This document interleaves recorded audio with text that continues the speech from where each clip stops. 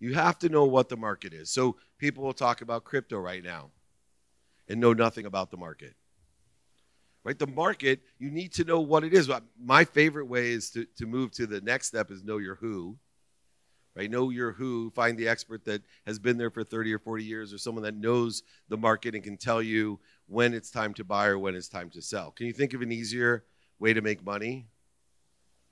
Wouldn't it be easy? If I was going to buy a stock, I'd like to have Warren Buffett's number and say, hey, man, do you think this thing's oversold or overbought? You laugh, but think about it. Why are we determined? Because he knows what the market is. He knows what the market is. Now, if you know your what with weighted balance, et cetera, the next step to making decisions is to know your who. Because the easiest way to make a decision is to find someone that already has the directions to get there, right? The easiest way to get to where we want to go is to find someone that's already there and ask them for directions. So you need to know your who, but also know who you're dealing with in a transaction as you're making an investment, either in yourself or in business. If you're making that investment, the biggest mistake that I think people make is they trust people without vetting them. I think it's fine to trust. I trust everyone.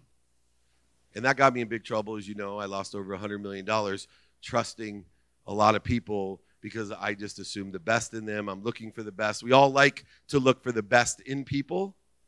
But the part that I didn't get was knowing my who was also an accountability to vet the shit out of them.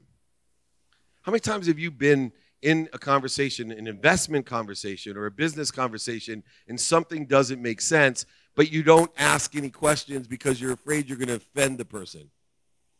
I don't want to ask him, what do you have any revenue? Or I didn't want to ask him how many employees. I'd hurt his feel. I'd offend him. And then you go ahead and do the business or make the investment, and what? You feel manipulated, cheated, lied, oversold, back-end sold, and then you feel offended that they rip you off. Wouldn't you rather think that you offended them by asking for the truth than feeling offended that they stole from you? Trust everyone.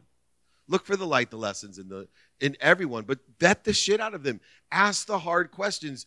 Be more interested than interesting. Too many people love the deal, right? Emotions are the deal killers to me.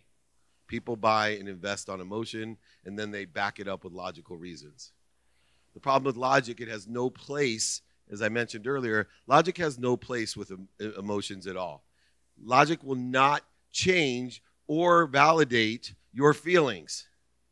So if you're making your investments on a feeling, right? I like that guy. I like this deal. No, you don't like a deal. Like Jim was talking about. It has been able to be articulated. Quantitative value exceeds what you're giving them. That's a good investment. Right? A good investment is the $20 he gave me to get 100. That's quantitatively a good investment. There's no emotions. There's just math and activity.